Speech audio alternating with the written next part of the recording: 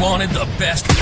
You've got the best podcast, the hottest podcast in the world. The Chris Voss Show, the preeminent podcast with guests so smart you may experience serious brain bleed. The CEOs, authors, thought leaders, visionaries, and motivators.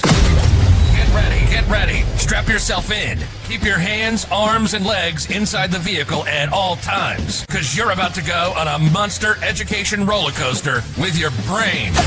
Now, here's your host, Chris Voss. Hey folks, it's Voss here from thechrisvossshow.com. There you go, ladies and gentlemen. There are things that makes official. Welcome to the big show. As always, the Chris Voss Show. This family loves you, but doesn't judge you, at least not as harshly as the rest of the world, because you're here to learn, you're here to grow, you're here to do all the things. Be sure to refer the show to your family, friends, and relatives. Go to youtube.com/Chris Voss, linkedin.com/Chris Voss, facebook.com/Chris Voss, and all those crazy places on the internet.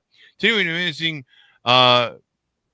young man on the show. We're going to be talking with William Meisel about his new book called Computing Power Drives the Future. We're going to get into it with him and all of his insights, et cetera, and talk about AI and some of the things that are happening in the world. Welcome to the show, William. How are you? I'm fine, thanks. Thank you, and thanks for coming on. Give us your .coms or any websites you want people to find you on the interwebs. Well, the easiest place is probably www.williammeisel.com. That's William, Meisel.com. There you go. And so give us a 30,000 overview. What's inside this new book? Well,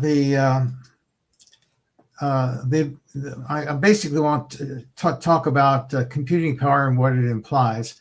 The available computing power at a given time is the sum of all of the processing power of systems that do digital computing. The largest sources of computer power are the computing centers of companies with racks of computers and huge installations. Mm-hmm. And there are cloud services such as Amazon Web Services that rent the most advanced computing services. Mm-hmm. We recently saw how many companies were using Amazon Web Services when the service had interruptions Monday, causing many companies using Amazon, even Amazon itself, to not be able to deliver their computer-driven services. Mm-hmm. Growth in computer power is surging. Some investments in computer centers to support the latest artificial intelligence have risen to $500 billion. Wow. Yeah. In another example, Amazon is building one of the largest computer complexes with the AI startup Anthropic on 1,200 acres in Indiana. It's composed of 7 data centers, each larger than a football stadium. Mm. Beyond these computer centers, almost all digital devices, such as mobile phones, use increasingly powerful microprocessors, chips that are small computers. Microprocessors are everywhere, from microwave ovens and washing machines to self-driving cars. Mm-hmm. All of these sources of computer power are expanding rapidly. Mm-hmm. There you go. And it's moving really fast, too, AI. Have you been surprised by that? The cost of a given amount of computing power has dropped by at least half every 2 years for decades. Mm-hmm. So this is not something new. Yeah. But it's dropping even faster today. Mm-hmm. Today's artificial intelligence based on machine learning using deep neural networks. What basically all the AI that really is significant is based on is an example of what increasing computer power has delivered. The neural network technology was fully developed in the mid-'80s, but computers were too slow and expensive to make it feasible. Mm-hmm. Compute power passed a tipping point in the last few years that made using neural networks economically feasible. Mm-hmm. In the extreme case of huge neural networks, it has given us the large language models such as ChatGPT, which impresses us with its ability to write articles on any requested subject in minutes. As compute power grows, digital technology can deliver increasing benefits to society. A major issue we should discuss is what those benefits to society will be, as well as what not to expect. There you go. Yeah, I noticed there was a bunch of people complaining on Facebook the other day about how high their power bills are getting. And one person made a comment that I kind of was like, that's an interesting thing to think about. He made a comment that our electricity bills are going up to pay for these new centers, these new power grids, and we're not the ones who benefit from it. I mean, I suppose we do in a way that you could say, well, we get to pay somebody an AI subscription. But do you have any thoughts on that? Is there any levity to that sort of comment that person Well, made? that is very accurate. Oh, wow. Some of these bigger computer centers that are being built now, like the ones that I just mentioned, use a huge amount of computer power. Some of them so much that they are actually resurrecting old nuclear power plants or building new ones to power just the computing center. Yeah.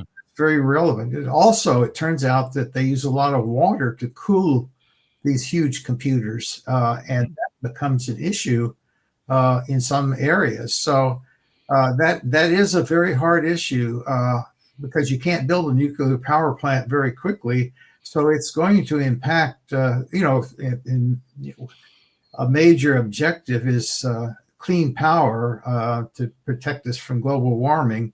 And this is the opposite. I think the key point that where this is really misleading is that they think they're building these even ever larger neural networks. I mentioned the $500 billion project.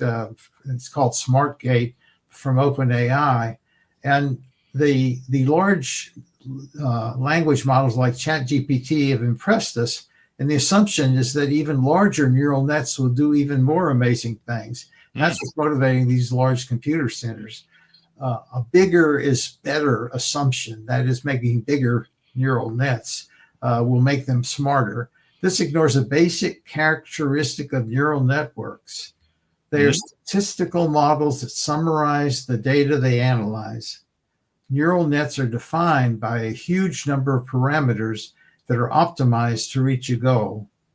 The learning process uses huge amounts of computer time to find the parameters that increase the accuracy of the neural net in whatever task it is assigned to optimize, with generating articles on a given subject and example. If a company attempts to optimize a larger neural net without adding much more data than was used in the current version of the large language models, you'll simply overfit the data. This is a simple statistical fact that applies to almost any statistical process. This means the model will be overly affected by problematical data, such as disinformation or even data entry errors. With a large number of parameters, it will be able to memorize individual articles, increasing copyright problems. Oh, yeah. Yeah, you're well aware that they've been sued for copyright infringement by many of the data sources they use. Authors and music people, yes. Yep, absolutely. In general, it will provide unreliable results much more than current models. Oh, wow. It will deliver artificial ignorance rather than artificial intelligence. So it's going to hallucinate more, maybe? Yeah. I mean, I think they're discovering that. The further problem is that a statistical model reflects the quality of the data it analyzes. If you decide that if you do a poll and you only ask people who have one opinion, you're not getting a very good poll, right? So this relates to any statistical model. Trying to use even more data than that mined from the web by the current models will make it difficult to find enough data of sufficient quality to generate useful results. The developers of current large language models were forced to pay millions to major publications for copyright infringement, as we've discussed, making finding quality data for a larger model more expensive, even if feasible. There are already indications that the bigger is better model is failing. I should emphasize that. there have been companies that announced ambitions in this area, are delaying deployments, and some of them even announced that they've quit trying. The latest version of OpenAI's large language model, the one that we all play with, ChatGPT 5, has been viewed by reviewers as not much of an improvement over the previous version, ChatGPT 4. So they've kind of implied that that's their version of a larger language model, but if anything, people have complained it makes more mistakes in certain cases. In summary, I believe the bigger is better assumption that is founding all this huge investment ignores basic statistical principles and will fail completely.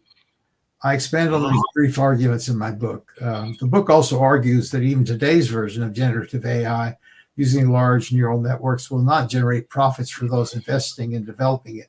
Oh, that's pretty relevant to some of the stock market controversy going on. Yeah. A recent report from the MIT Media Lab found that 95% of organizations, all but 5%, see no measurable return on their investment in these technologies. The Harvard Business Review looked at these numbers and said, why? And a couple of weeks ago, they came up with one explanation. They called it work slop. AI-generated work content that masquerades as good work but lacks the substance to meaningfully advance a given task. I think that's their word. AI-generated work content that masquerades as good work but lacks the substance to meaningfully advance a given task. Work slop makes it hard for companies to widely adopt the technology as part of their work process without requiring human review of the result. This reality makes it hard for companies providing the large neural networks to do so profitably, particularly with the need to continue to invest large amounts in research. The excitement over what the large neural networks will decline as these issues become more evident. Well, this sounds like it should be pretty interesting then. You bring up some good things that I've been reading about recently. There's people warning of a bubble, of a financing bubble, because so many of these VCs have jumped in and startups and stuff, and they're warning that there's going to be a huge blow up. Not everyone's going to make money, yada, yada, yada, that sort of thing. So is that your summation as well? It is, but it's very strange. I'm very uncomfortable predicting the stock market. It's because a lot of that it's interesting because the U.S. economy is a very strong economy simply because if you look, most people in our country, as opposed to China, for example, have a lot of extra money to spend on things they like, and they can start spending money on that if they want, but they usually have, even the middle class and even some of the even some of the lower class economically have money to spend on things like movies and so forth. So the economy is surprisingly strong, but I'm not going to get into the politics of all this, but I do have concern. I personally have put all my money into treasury bills, so that's where I stand. I think that there's all these articles are coming out saying that the market is overvalued by historical views, and there's a lot of speculative money out there, but it just seems that the market wants to keep hitting records. It seems I'll make the statement that it seems doesn't seem sustainable to me, but the market is partly what people are willing to pay. If somebody's willing to pay for the stock, and they've had years of the stock market going up pretty steadily, I guess you never know. Whatever the market will bear, as they say. Absolutely. Oh, you gotta love it. That is interesting what's going on, and it's we've seen this. I lived through the .com bubble and saw the crazy exuberation there. I lived through the real estate bubble, The crazy exuberation there, prices was quite extraordinary. So, maybe there is another bubble. It seems like we seem to have this bubble anytime there's a new technology, whether it's financing or any of that. And God, financing all this power grid stuff. Who's paying for this?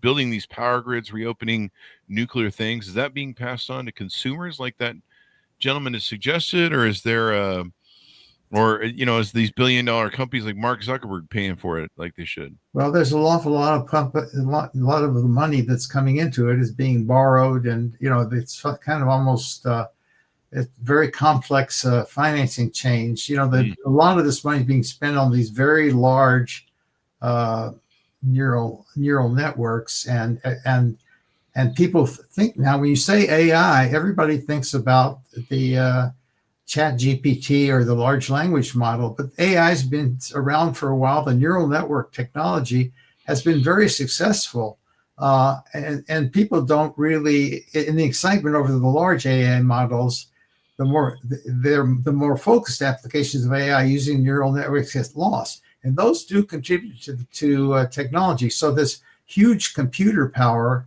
that's being invested in can be used for other things as well.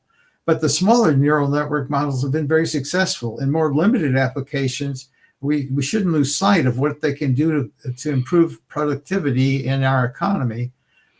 In more limited applications, the data sets used to train the models can be smaller and more carefully selected. For example, in healthcare, Caltech developed a neural net that can be very effective in developing cancer treatments. I saw as a Caltech graduate, I saw a recent lecture for Caltech students online, and the guy showed a neural net that basically could take year-specific cancer and create a treatment for it. But that just hasn't been tested on humans yet, so we can't get too excited. But I view it as almost somebody, you remember when, I don't know if you remember, but because it was kind of a side thing, but humans were spending months or even a year to try to figure out how proteins folded. Then AI figured out how to fold all proteins folded basically in months. So there weren't that research. So, but I viewed what this guy did at Caltech with cancer as being the beginning of that kind of AI taking over, helping to cure cancer. But of course, when you have an experimental technique, it has to be carefully tested on humans. Yeah. And most radiologists use neural networks to point out possible tumors while they're looking at an image. The software highlights where a tumor might be, and they dictate, the radiologists dictate the report using speech recognition that also uses neural networks. Another healthcare example, researchers, and these are the simpler neural networks that don't take all that power and water. In another healthcare example, researchers at MIT's Computer Science and Artificial Intelligence Lab had created a computer system that can detect language and speech impairments in children even before kindergarten. And of course, in war, neural networks process vast amounts of data from satellites, drones, and other sensors. AI is used to identify targets, track movements, and analyze patterns that signal an enemy strategy. Machine learning algorithms can detect changes in terrain, identify vehicles or personnel, and flag unusual activities that might indicate threats. Some weapon systems use AI for navigation and target identification. I'm sure that we've all read about the drones doing that. They range from defensive systems that intercept incoming missiles to drones that can actually identify specific targets and engage them. There are many more existing applications of AI. Self-driving vehicles use AI, interpreting data from multiple sensors on the vehicles. AI is used in financial services to identify fraudulent transactions as they occur. Today's translation software, if you use translation software on your mobile phone, it uses neural networks. AI drives increasingly intelligent robots. The web search we all depend on. Everybody does web search sometime. We all depend on that technology depends on using neural network technology to understand our requests. When you talk to your mobile phone, you're using neural networks because it understands it. The speech recognition now has been improved by using neural networks, and many applications that you never hear of as a consumer are used by companies internally to be more efficient and productive. Wow. So let me ask you this. What do you, I don't know if you study this or talk about this in the book, but the concern is there's going to be a lot of layoffs. There's going to be a lot of people that need to be retrained. There's a lot of concern that we may have a really high unemployment with people, massive amounts of people laid off. I was just reading an article today. Let me pull it up here on my phone. That Amazon, I don't know if you've seen this article today. Amazon plans to replace more than 500,000 jobs with robots running AI. And that's pretty impactful to an economy of workers, What do you think about that? Well, I actually don't worry about it. Historically, innovative technology developments have always created fear of job loss that weren't realized. You remember, it all goes back to the looms putting seamstresses out of work. There may be adjustments to the tasks in specific jobs, but the danger of major unemployment is well overstated. A couple of weeks ago, The Economist magazine addressed this issue and concluded that any jobs lost to AI seems a long way off. They concluded, I'll quote them, I have a little quote here, AI may simply help workers do their jobs faster rather than making them redundant. That was their conclusion. And The Economist is known for a fairly deep analysis. Oh, yeah. But, Salesforce just laid off 4,000 people, and Mark Benioff said he can't wait to lay off everyone else with an awful lot of people that are a lot of my friends in Silicon Valley are getting laid off right now. So somebody's getting laid off. Well, but the fun, then maybe there's, in some sense, when things are going well, there's a tendency to, especially in Silicon Valley, if you find somebody smart that you think you might be able to use, you hire them. So there might be some efficiency there, issues there. Of course, we're also throwing out of the country a lot of people that are here on visas. So it's not clear, where we're going to end up. We might end up with the shortage of technical workers. Yeah. But AI can create new job categories. You're going to find them.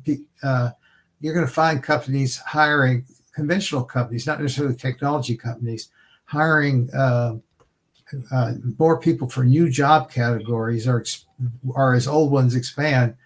You can take an example from past technology innovation. It's when email was developed as an improvement in communication options, it expanded many existing jobs as employees spent a significant part of their day reading and writing emails. We all deal with emails every day. Dealing with emails wasn't part of a job until the technology made it possible. And generative AI that writes articles for you might add to the task in your job if your employer requires that you review anything that AI creates for you before distributing it. Similar to how email added to the task in an existing job.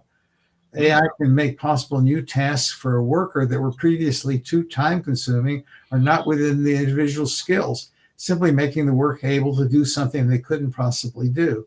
So, for example, if you use OpenAI to create an article on some subject your boss asks you to look into, you can use that as a guideline to look up previous things and just basically rewrite the article from the start that OpenAI's got given you. And if you can't find some of the things that it says in the article, you don't leave them in there if you can't see them. So that now you've expanded the kinds of things you can do as an employee, because you probably, if you were asked to do that, it would take you too much time to do the basic research that OpenAI does for you.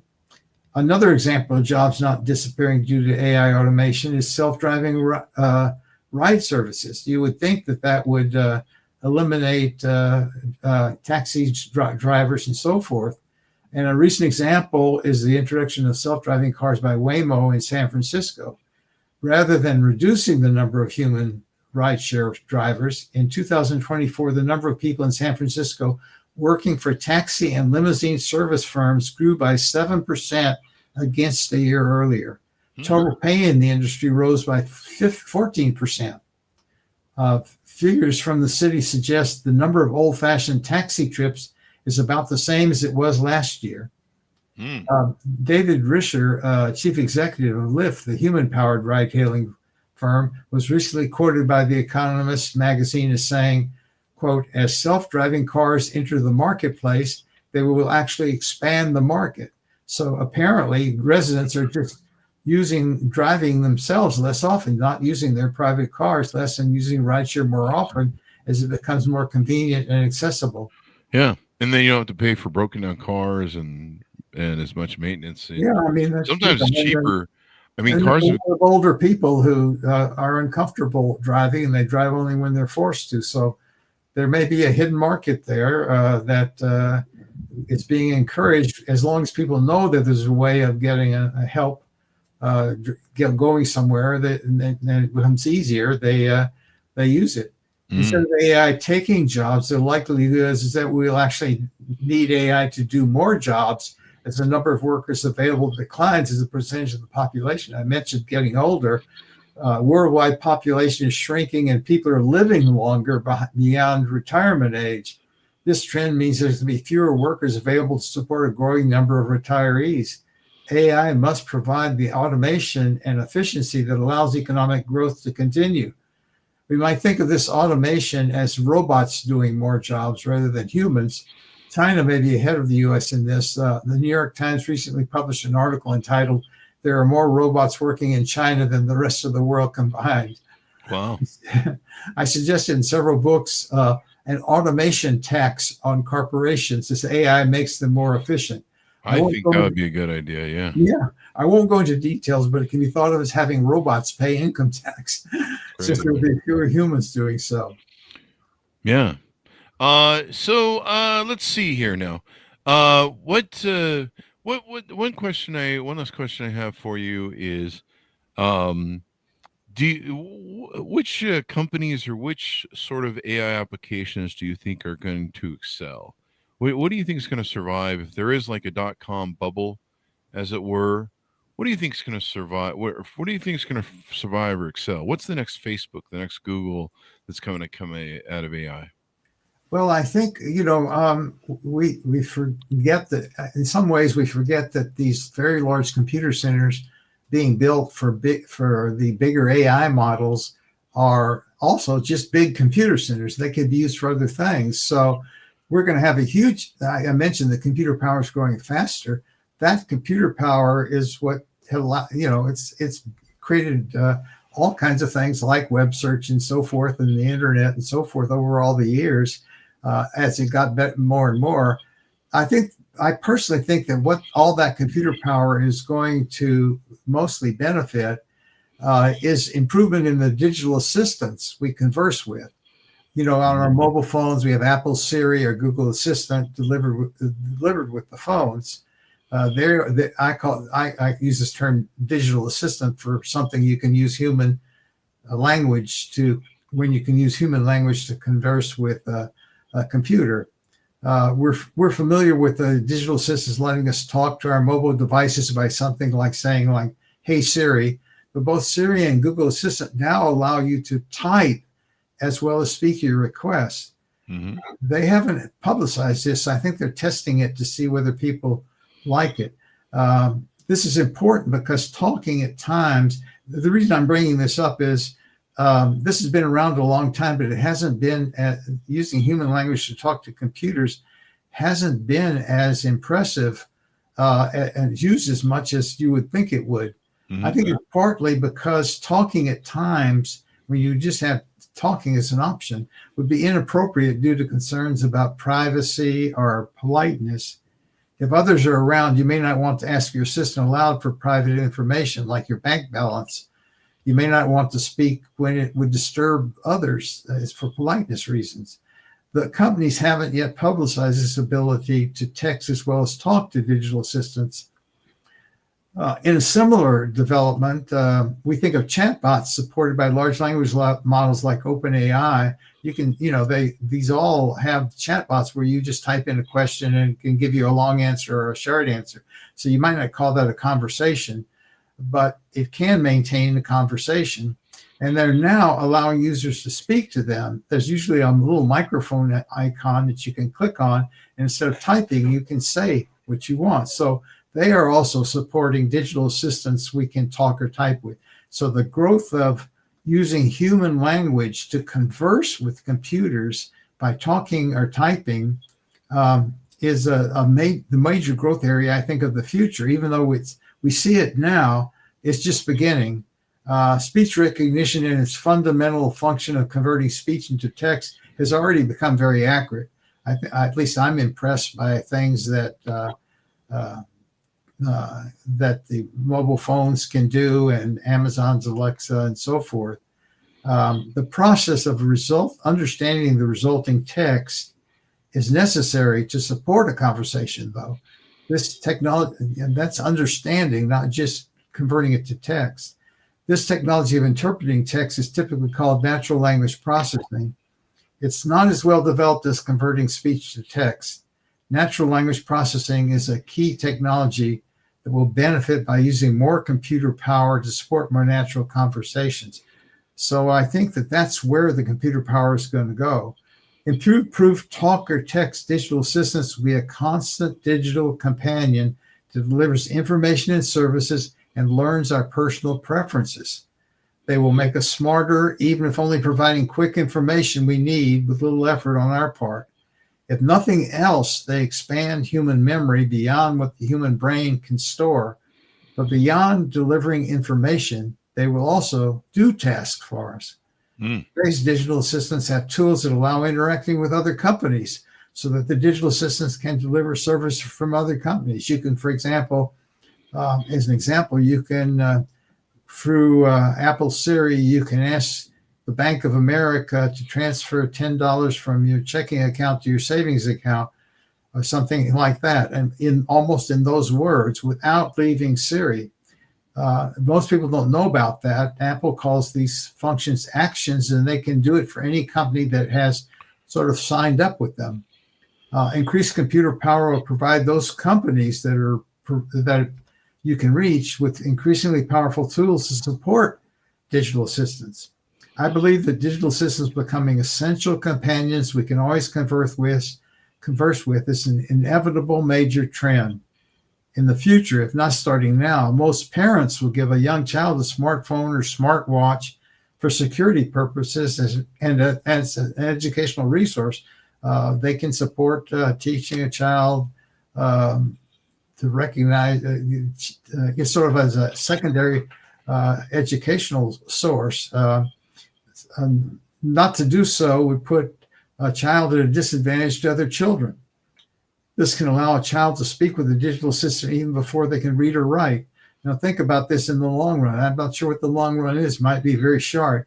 A child growing up with this resource will want that connection with computers into adulthood, particularly as assistants do more and more, including helping us use other software and helping to shop. I don't know about you, but I'm often frustrated by trying to use a feature on my smartphone or a service on a website where the what to do next is not very clear.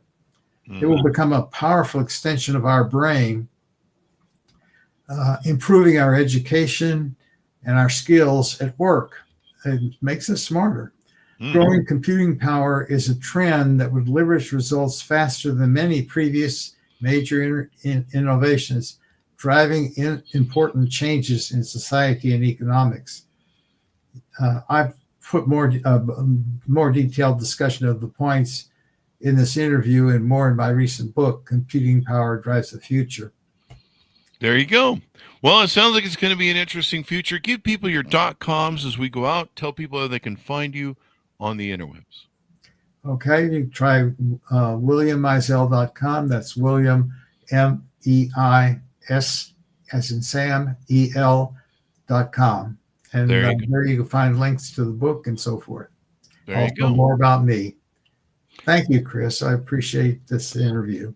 Thank you, Bill. It's wonderful to have you on. Folks, order up his book wherever fine books are sold. You can take and find out more about that book there. I've lost the tab. Give me that title again one more time. Computing Power Drives the Future. There it is. Yeah. Drives the Future. You can find that on Amazon or wherever fine books are sold. Thank you for tuning in to our audience. Go to goodreads.com/Chris Voss, LinkedIn.com/Chris Voss. Chris Voss, one of the TikTok and all those crazy places on the internet. You go to each other. Stay safe. We'll see you next time. And that's